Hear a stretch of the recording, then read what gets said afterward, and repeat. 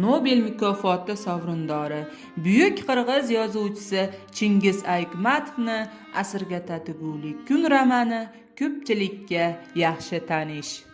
Bu asarda faqat bir millatga emas, butun insoniyatga daxldor ma'naviy, axloqiy muammolar haqida so'z boradi.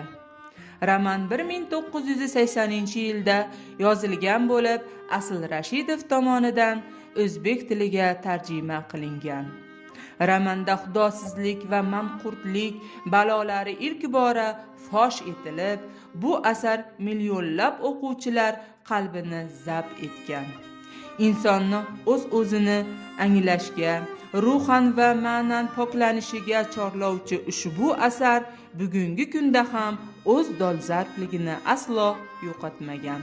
Asar qahramonlari Nayman ona obrazi ayanchli taqdiri timsolida tengsiz tarzda ifodalab bergan.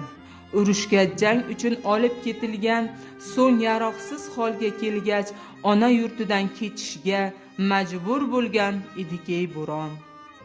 Nemislarga asir tushib, inson zoti bardosh bera olmaydigan qiynoqlarga chidab, yurti uchun tinchligi, ozodligi uchun partizanlar safida jang qilgan, tinchlik davri kelganda esa ayanchli o'lim topgan Abu Tolib singari shaxslar taqdiri asar voqealarini asosini tashkil etadi.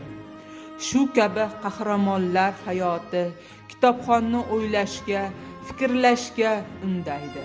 Aziz kitobxon, bir kunga asrni joylagan shunday zalvorli asar bilan tanishib chiqishingizni tavsiya qilaman.